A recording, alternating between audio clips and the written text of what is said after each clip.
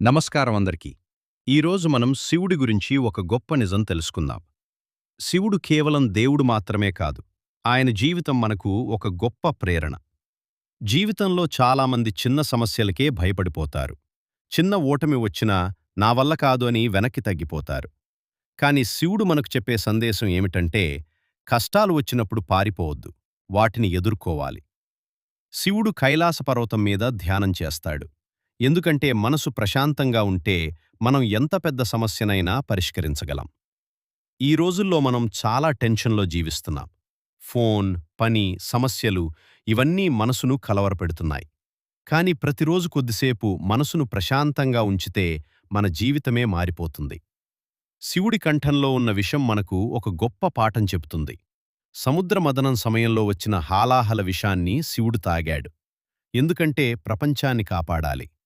ఇక్కడ మనం నేర్చుకోవాల్సింది ఏమిటంటే, జీవితంలో చెడు విషయాలు వచ్చినప్పుడు వాటిని మన శక్తిగా మార్చుకోవాలి. మన జీవితంలో కూడా విమర్శలు వస్తాయి. కొందరు మనల్ని తగ్గించాలని ప్రయత్నిస్తారు.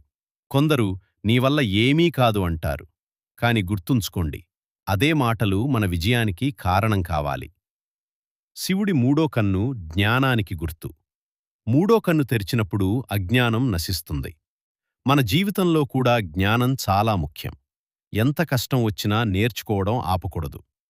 ఈ ప్రపంచంలో విజయం సాధించిన ప్రతి వ్యక్తి ఒకే పని చేశాడు. అతను తన లక్ష్యాన్ని వదల్లేదు. ఎన్ని అడ్డంకులు వచ్చినా ముందుకు నడిచాడు. శివుడు మనకు చెప్పే మూడు గొప్ప పాఠాలు ఉన్నాయి. మొదటిది ధైర్యం, రెండవది సహనం, మూడవది జ్ఞానం. ఈ మూడు ఉంటే జీవితంలో ఎవరూ మనల్ని ఆపలేరు.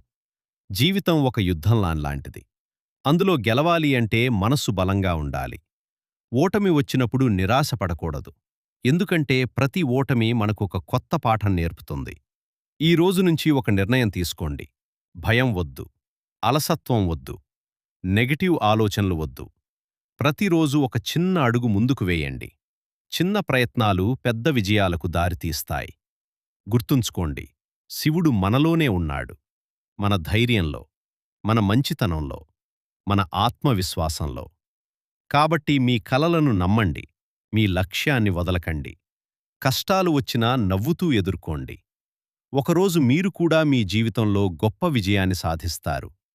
చివరగా ఒక మాట: ధైర్యంగా ముందుకు వెళ్ళేవారికి దేవుడే తోడుంటాడు. ఓం నమఃశివాయ.